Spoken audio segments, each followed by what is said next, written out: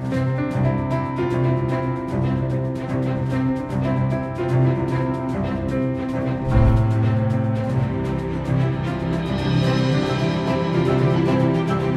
ramène ces gros blocs, on les ajuste sur la partie ancienne, on les fixe et après on les resculpte.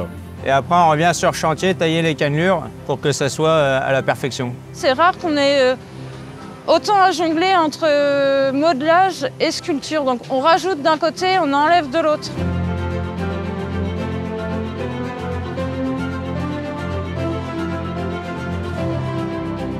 La Porte de Mars, c'est vraiment un édifice connu et apprécié des Rémois. Nous avons pu développer un projet de restauration de manière à pouvoir restaurer la pierre et essayer de redonner au public une lecture de ce monument. On a vraiment effacé tous les moellons qui avaient été mis pour reconstituer la porte quand elle était vraiment atteinte au niveau de la structure. Pour que en fait, nous, tout ce qu'on fait puisse s'effacer et que ce soit vraiment les parties antiques et sculptées qui soient vraiment mises en valeur. Nous avons été très vigilants sur le choix des entreprises, notamment sur leur qualification et leur expérience de l'antique. On travaille que sur des monuments historiques, donc c'est à chaque fois un monument est différent, donc une approche complètement différente. C'est un honneur de bosser ici, de bosser dans le passé, voir le boulot de nos anciens, c'est assez fou, quoi.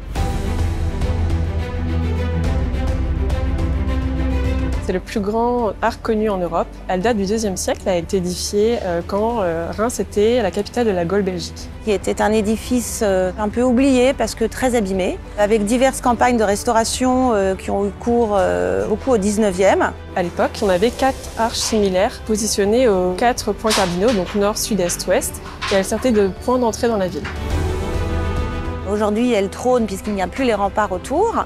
Et on se retrouve avec cette porte où il y a énormément d'éléments antiques encore présents. C'est une magnifique réalisation d'architecture, de proportions typiques de l'Antiquité, de ces grands arcs de triomphe, avec une qualité de sculpture encore présente qui est rare sur ce type d'édifice. C'est important pour permettre aux habitants et aux entreprises locales de s'investir dans un projet qui est un édifice qui est la fierté de Reims. Très fière de travailler sur ce sujet. Ça fait partie du plaisir. Le fait d'arriver et de voir dans quel état c'était, de pouvoir le restaurer, de lui redonner vie pour longtemps encore. C'est comme si vous laissiez un peu de vous dans l'histoire. Donc là, nous sommes dans la dernière ligne droite des travaux qui sont prévus d'être terminés en juin. Et là, on va la retrouver transformée, magnifique, et j'ai hâte de la retraverser et l'admirer avec beaucoup de plaisir.